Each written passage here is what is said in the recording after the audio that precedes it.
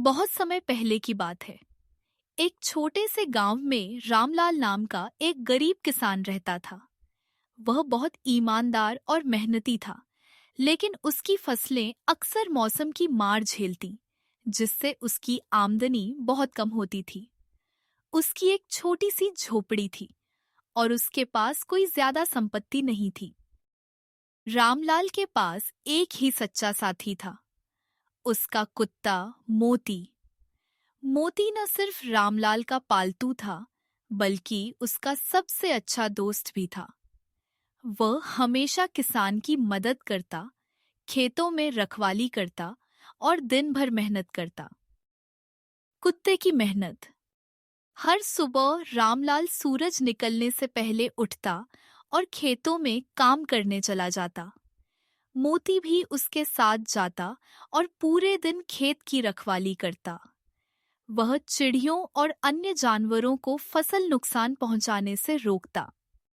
गांव में कई लोग अपने खेतों की रखवाली के लिए मजदूर रखते थे, लेकिन रामलाल के पास इतना पैसा नहीं था, इसलिए मोती ही उसका भरोसेमंद साथी था। गांव के लोग अक्सर कहते, रामलाल, तुम्हारा कुत्ता बहुत मेहनती है। ऐसा वफादार और मेहनती कुत्ता मिलना बहुत मुश्किल है। रामलाल मुस्कुराकर कहता, हाँ भाई, मोती तो मेरे परिवार का हिस्सा है। मुसीबत का समय। एक साल गांव में भयंकर सूखा पड़ा। बारिश न होने के कारण फसलें सूख गईं। किसानों को बहुत नुकसान हुआ और रामलाल के पास खाने के लिए भी मुश्किल से अनाज बचा।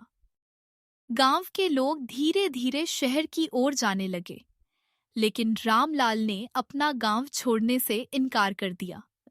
वह सोचने लगा, अगर मैं चला गया तो मेरे खेत का क्या होगा और मोती को भी छोड़कर मैं कहाँ जाऊं? मोती को भी महसूस हो रहा था कि उसका मालिक चिंतित है। वह और ज्यादा मेहनत करने लगा।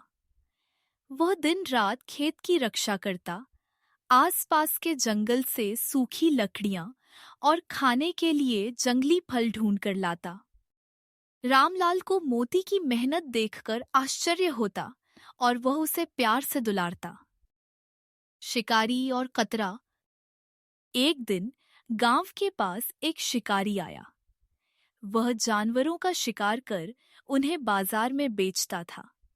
उसने मोती को देखा और सोचा, यह कुत्ता तो बहुत ताकतवर और चालाक है। अगर इसे पकड़कर शहर में बेच दूं तो मुझे बहुत पैसे मिल सकते हैं। शिकारी ने रामलाल के खेत के पास जाल बिछाया और उसमें कुछ मांस रख दिया। मोती को मांस की खुशबू आई, लेकिन वह समझ गया कि यह कोई चाल है। मोती ने चालाकी से जाल को चारों ओर से सूंघा और फिर पास की झाड़ियों में छिपकर शिकारी पर नजर रखने लगा। जब शिकारी पास आया तो मोती ने जोर जोर से भौंकना शुरू कर दिया। रामलाल ने आवाज सुनी और तुरंत दौड़ता हुआ आया। उसने शिकारी को रंगे हाथों पकड़ लिया और गांव वालों को बुला लिया। गांव के लोगों ने शिकारी को भगा दिया और रामलाल से कहा, मोती ने आज तुम्हें बहुत बड़ी मुसीबत से बचा लिया। रामलाल ने मोती को गले से लगा लिया और प्यार से कहा, तू सिर्फ कुत्ता नहीं, मेरा सच्चा दोस्त है। सुखद अंत। कुछ ही महीनों बाद गांव में अच्छी बारिश हुई और रामलाल की फसल लहलहा उठी। उसकी मेहनत रंग लाई और अब वह खुशहाल था।